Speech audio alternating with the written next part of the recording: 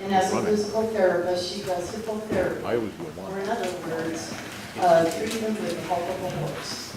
Her motto is healing on horseback. And that's what appealed to me, as horses have been a big part of my life since I was a little girl. And I used to work as a pediatric nurse, so I was looking to volunteer, and this was a perfect fit for me.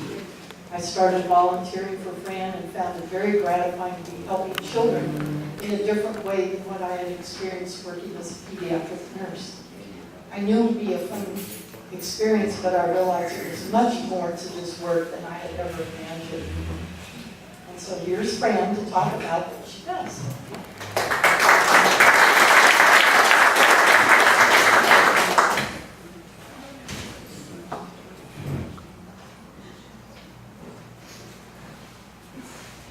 Thank you very much. Thanks, Paula, for inviting me. Thank you, everybody. This is a wonderful opportunity to get to share the work that I do. As Paula said, I've been a physical therapist for over 40 years, and I've been in the Bay Area all that time. Just wanted to say before I forget, I have brochures and some just a page of information that might be interesting for you to look at later on. So, well, hippotherapy is, hippos is horse in Greek, so that's why people want to know, well, what does hippotherapy mean? And it is just treatment with the help of a horse, but what it is not is hypnotherapy or hippie therapy, although we're in West County. It's not recreational, it's not educational, and it's not psychotherapy. But it does help organize the nervous system. It's coming from a medical model, so myself as a physical therapist, I just want to draw that out as a difference. And I've got a paper, like I said, it's on the table over there, that points out the differences between something else you probably heard, therapeutic riding. And therapeutic riding is coming from a recreational model. I'm coming from a medical model. So we have something that's called sensory integration, and it's just helping to organize the nervous system. Oh yeah, so this is not me, but it could have been. I was a horse crazy kid growing up in St. Louis, Missouri, and so I didn't actually have access to horses when I was growing up, but I wanted to in the worst way. So I made my way out here. I went to Washington University in St. Louis, where I grew up, and then working out here as a physical therapist in the Bay Area, and then I found that there was such a thing as using horses in my skills as a physical therapist. And so I was really just enamored of that. And so I set out to do that. I have a certification, a graduate certification from Western Michigan University, then that came along as they were providing that. So then I do have a family. I have grown sons, and I have a daughter who has special needs as well. And she also accesses the work that I do. And a grandbaby also. And my mom's 102 now. But this is her at 98. So last time when she came out here, she flew alone on her own. So anyway, I've got an inspiration other than the horses. They're my inspiration. This is one of our horses, Natalie, who actually is no longer with us, but she was a racehorse that was actually abandoned at the fairgrounds in Santa Rosa. We took her on and made a therapy horse out of her. And eventually, she actually got Horse of the Year award, a therapy award. So here's some pictures of some of the horses that we have. I have now acquired, I have 6 therapy horses. And actually, a few of them, I have 3 Missouri Foxtrotters and a Tennessee Walker, and then we have a miniature horse. So Buddy, I was going to bring him this morning. He didn't know what the breakfast was going to be, so he didn't come. This is Max, and unfortunately we lost Max in December. He was with me for 8 years. He was from Canine Companions for Independence, and he's a facility dog. He was what they call a facility dog. So where you have the Canine Companions working, skilled companions and social dogs. He was working with me. So wherever I worked as a physical therapist, he would come with me. And I really worked magic with him, with his help. The horses are magic. Max added to it exponentially. So I hope we'll get another one. So again, hippotherapy is what we call superimposing an unintact nervous system.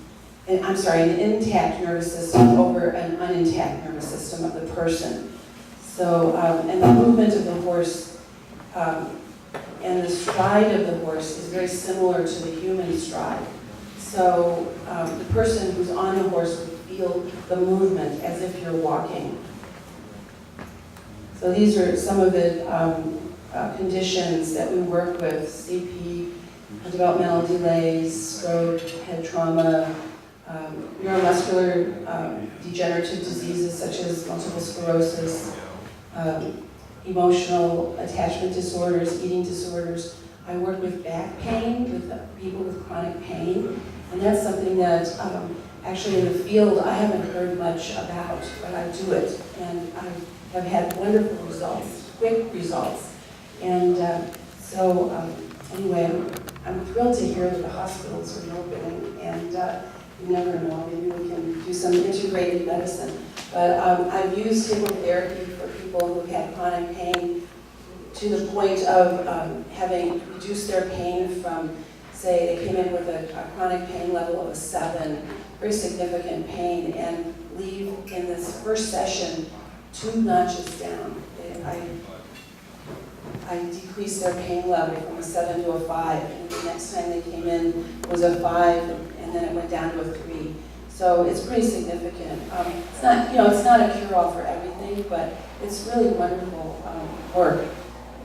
And I have found results on the horse that I did not find working in the clinic, or it would take me a lot longer to produce in the clinic those results. Let's see if this will work now.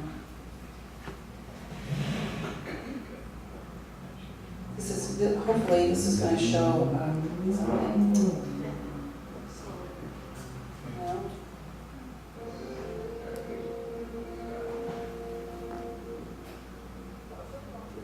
Cure paralysis, others are searching for better ways to treat it.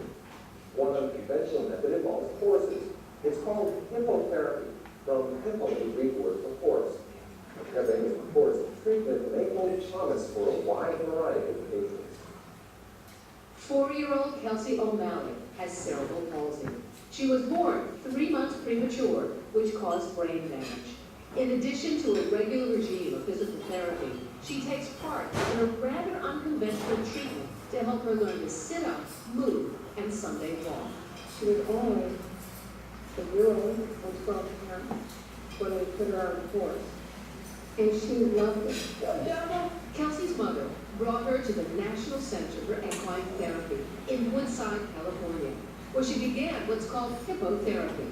It's a unique type of physical therapy that uses specially trained horses to treat patients who suffer from muscle-related illnesses, such as cerebral palsy, multiple sclerosis, and spinal cord injuries. In a sense, we're giving these people the experience and the feeling of walking, even though they're not walking on their own 2 legs. But the rest of their body is responding to those movements as if they were walking. When a person walks, it's a complex process which makes use of some 20 muscle groups like the gluteal muscle, quadriceps, hamstrings. When a person is on horseback, these very same muscle groups are used in order to maintain balance. So the whole time they're sitting on the horse, really tight muscles are being stretched because they're sitting astride the horse. And other muscles that are weak are being encouraged to work because of the 3-dimensional movement of the horse. Neurologist Daniel Bluestone has been monitoring Kelsey's progress through MRI scans. He says that during hippotherapy, the horse's repetitive movement actually creates changes in the brain. We think that hippotherapy is effective in helping rework networks within the cerebellum and within the motor system up in the cerebrum of the brain.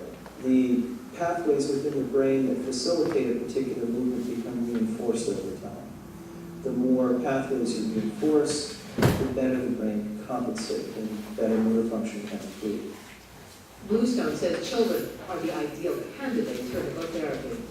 The child's brain is constantly developing and changing, and we think that the sensory inputs that the child receives from physical therapy allow the child to remodel the neural network. In a typical section, a physical therapist guides the patient through a series of positions, each with a specific therapeutic goal, such as lying on the back. Lying down on your back like that really stretches a lot of the muscles across the front of the chest. Lying on the stomach. And that really does promote head, neck, and trunk extension. Sitting sideways. An extremely high challenge for balance. Or sitting backwards. But it's quite a different thing to sit on a horse that's moving in one direction and you're looking in another direction. The patient is even asked to play catch while riding. If we're throwing and catching the ball from both sides, they have to turn, and again, that's great work for their child. There have also been some unexpected benefits from working with horses. Some children who have never spoken before say their first words to their horse. Families have been told that the children would never speak, and they've been riding horses with us in our program, and about the third week, a full sentence comes out. Hi, Molly. Hi, dear. While most patients are children, hippotherapy also works with adults. Molly Hale is a partial quadriplegic. She was injured in a car accident 3 years ago. After a year of hippotherapy, she claims to have less stiffness in her legs. I find that as I get off the horse, I have a recognizable impact 5-6 days out now. Originally, it would be like an hour. I'll notice that when I'm sitting in a car, my feet aren't all tucked back into my body. Now they're willing to be extended out into the well of the car, which is really quite wonderful. For Kelsey, progress has been dramatic. For the first time, she now has enough balance to sit up by herself. Very nice sitting. She's able to pull herself up. She's also able to reach for objects and sit and draw and do a number of things independently that she could never do before. The greatest benefit of this has been that in preschool, she can now sit in circle with other kids around the circle, just like the rest of them. And as her muscle strength grows, doctors say so does the chance that she might someday be able to walk. Deborah Amos, ABC News.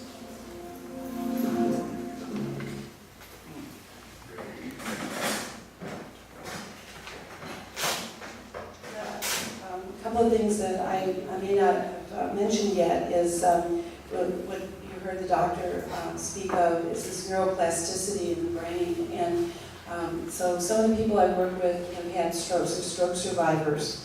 And even at early ages, long years after their strokes occurred, I've worked with people.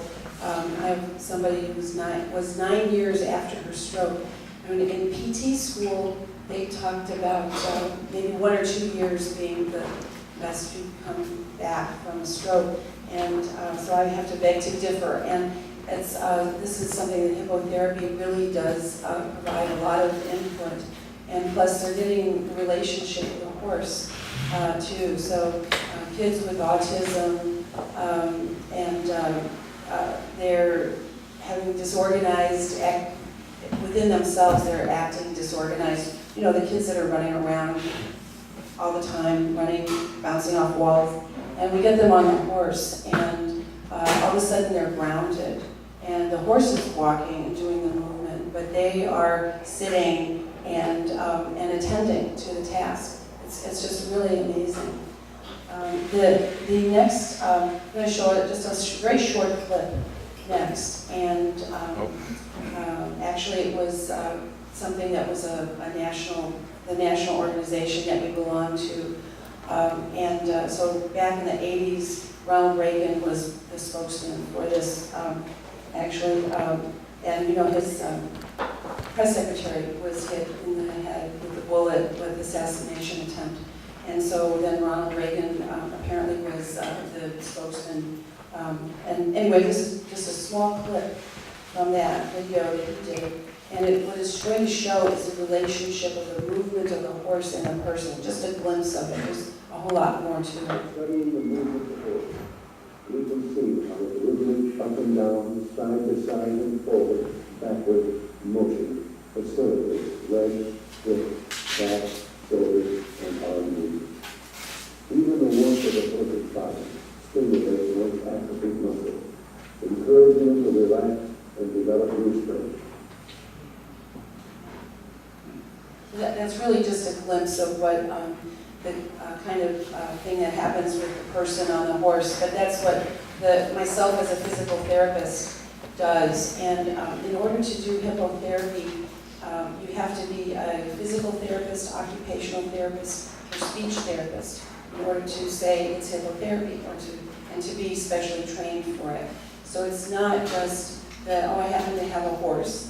And I happen to be a physical therapist, and gee, I've got room in my backyard, why don't I just try a few things with somebody? So, you know, I really feel very strongly about having had the training and the background and being able to use my skill set as a physical therapist and then learning about the specifics of the horse. So over the years, even though I was this deprived little kid without a horse, I've done this over a long journey of time that I feel that you know, this is something that was sort of meant to be somehow in my life, and so I really found the passion. And also we get students who come in to do internships from Sonoma State who are in the kinesiology program or psychology program. There's, besides the physical benefits of hippotherapy, there is the mental health benefit. Even though I can't say I'm doing psychotherapy, it does help people who are depressed.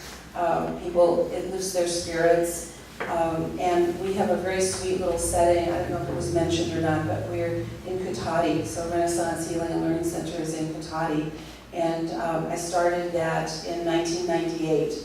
So we've been around quite a bit and a long while, and we have a very sweet setting under the trees there. So before I forget, I just want to invite everybody to please come out and see us or talk to me. And as far as mentoring students, you know, we have high school students from Annalee, from all over the county that can come and do their senior service projects or community service. They don't have to have experience with a horse at all. We can teach everything from the ground up. In fact, they just have to have a willingness to learn. We've also worked with the groups from TLC, there's other of the high school programs that we've worked with where they've come and been volunteers, and it gives them a sense of responsibility, and we can do sort of job training, as it were, in a different setting, and they can bring what they learned from us into a different setting. So besides learning about the hippotherapy part, you know, it's the kinds of things that we do. So we work on balance and coordination, strength, put them in different positions on the horse. Sometimes kids with autism have what they call gravitational insecurity. Gravitational insecurity is that they don't want to move off of wherever they are. They're like in the middle of the horse, for instance, and they don't want to go off midline or whatever, they don't want to move. And so we can work with some of their fears. Some of the kids have no fear at all, and they'll try to bail off. But we work with that too. So we have sidewalk people working with me. It takes a team. It's a real team effort here. So the movement of the horse is really the important part of hippotherapy. And again, we talked about organizing the nervous system. It helps to promote normal patterns of movement and normal posture. you can see that, I don't know if you can see, she's kind of leaning off to the side. And some of these kids and people who've had strokes, MS, multiple sclerosis, they don't feel where their body is in space. And so this is something that we can provide with hippotherapy. So she's sitting backwards, it's helping her posture. She's one girl that didn't really know where her body was. So she sits up taller. It took about 2 years for us to get her to notice the horse when she got off the horse. And so it's amazing. It's like a horse is pretty big, and how could you not notice it? But she really wasn't focused. So this helped her focus, and she threw her arm around. I got this. This is the first time on this picture. This is the first time that she ever did that in 2 years. But we also helped her. One of the reasons that she came to us was that her shoulders were dislocating. She has such loose. I don't know, it's hard to explain if you're not in the medical field, but their muscle tone is low. So you see some of these people are loosey-goosey kind of thing. So it's like low muscle tone. And it's not that they're not strong, but it's just the way the muscles are getting the signal from the brain. So anyway, her shoulders stopped dislocating after we started to do hippotherapy in very short order, in fact. So we work with visual tracking, eye-hand coordination. There's focus. Like I said, the kids, it's very noticeable where they come in quite unfocused in their day-to-day world. That's how they operate through the world. So it helps with speech and language as well. Functional activities after doing a session. There's the socialization aspect. Now I just want to show this as a range of motion, or if you can see the before and after picture, how stiff she is on the left, and how much more motion she has on the right. This was an occupational therapist who came to just observe us, and it turns out she had back pain and hip pain. She's also a professional salsa dancer. And she told me about her hip pain, and I said, well, let's try a session and see what happens. And this was in just first sessions. Within 20 minutes, she gained the range of motion. Can you all see the difference between the before and after? The rotational aspect of what she's able to do. And then this is very wonderful. People love this. This is the best traction you'll ever experience for your back. It's unbelievable. But instead of an inversion table, we have a horse. So, some of the mental health benefits, I'll just swing through that too. But here we had 2 gentlemen. They each were stroke survivors in their 50s, and so pretty young to have had these major stroke incidents. And one was a right hemiplegic, the other one was a left hemi, and I put them together one day, and they just had the most fun with each other. So, and this is the woman who had her stroke 9 years before I started seeing her, and she started walking better. She was very aware. She actually was an acupuncturist and a massage therapist before her stroke, so she was very aware of her body. But the first day she came and rode, when she got off after the first session, she started to lunge forward, and I went to catch her so fast, and she said, "Leave me alone." And I said, "Are you falling? And what happened?" And she said, "No, I'm running." And she was setting off to run for the first time in 9 years. That's how good she felt after it. And what it did was it created an awareness of the right side of her body that was the stroke, hemiparesis, and she wasn't aware that she wasn't aware of that side, and so until she got on the horse. So here she is with her right arm. I know I have to. Some of the kids, they work with a miniature horse. He's not a pony, he's a miniature horse. And so this just shows some focus and being able to trust and have the kind of focus that we use. And there's this buddy when he used to pull a cart, but he's retired from cart pulling now. So, and then, okay, so we have fun too.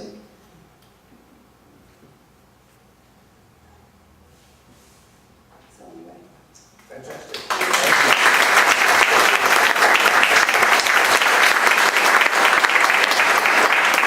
Let's take about 2 questions, and then if you can stay after. I can stay after if you have any questions. How's it paid and how many sessions a week do you? Yeah, that's a good question, of course. If somebody has physical therapy insurance, it's physical therapy. It's just on a moving platform.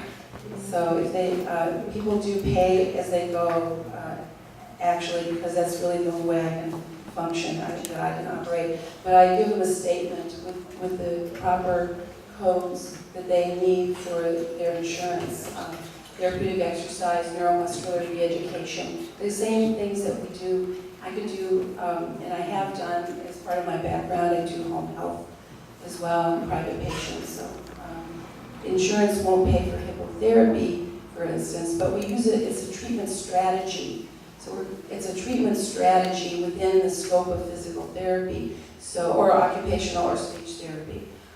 So we don't say I'm a hippotherapist, please. I'm not a hippotherapist. I'm a physical therapist that does hippotherapy. Well, I have a nice bottle of wine for you. John Valletta bottles this, and it's especially called Hymn for Polio, because with this we make a contribution to ending polio as well. So that's for you, and I have a task for you, please.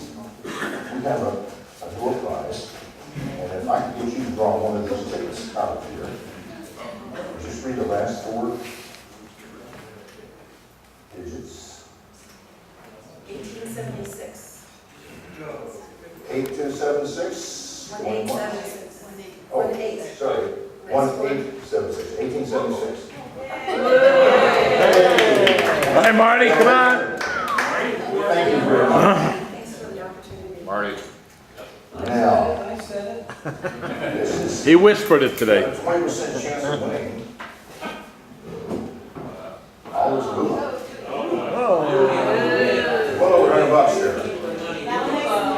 So, you want to be sure and get the right card because it's an ace. I'm sure there's one in there somewhere. So, if you would draw one of those cards. Oh, that's as good as you can get. Well, thanks for playing. And you have this nice bottle of wine from India. Marty still owes us. I know, I got some, Okay, so money goes back in the pot. This is the card, stays out. Oh, and we have a winner. Or some winners. We got 2 instant winners. They are Barbara Barney and Jim Goodenough. Yay! We need to draw 2 couple of them from here. Well, what if I draw mine? Then you actually luck. We're going to read it. Oh, we're going to read it? Oh, okay. There's one, and that goes to Lou Hopper. Hey! There's something about the corner of the room here. There's Nina. Alan Toast. We'll let him know. Need not need presents to win, just need Can I have this? presents. I'll take that.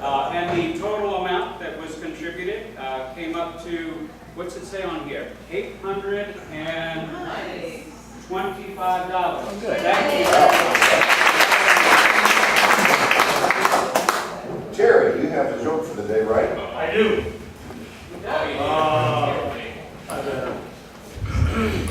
You know, we all know Al Lustig as a wonderful contractor, but before he was a contractor, Al had a Camel farm. garage where he rented out cabins, and it was in somewhere in the desert, and and Al really liked having a garage, but as it turns out, he didn't know a whole lot about them, because one day his friend, we'll say Omar, came in and had trouble with his camel. The camel just wouldn't move. We were out in the middle of the desert, the camel was just sitting there, wouldn't move. And came back to Al and said, "Gee, I don't know what to do. I just rent camels, take the money, and talk to people that I don't know what to do." So he called the phone and got a friend of his who said, "I think I know what the problem is." Came over to Al's garage in the desert. Al, Omar, and the other mechanic rode out to where the camel was stalled and wouldn't move. It broke down, kind of like having a Ford. And the third mechanic they called in said, "I think I know what it is." Went to the back of the truck, took out a short 2x4 and smacked the camel in the rear end. And the camel passed gas that blew debris 10 yards back. And the mechanic looked at Al and said, "Vapor lock."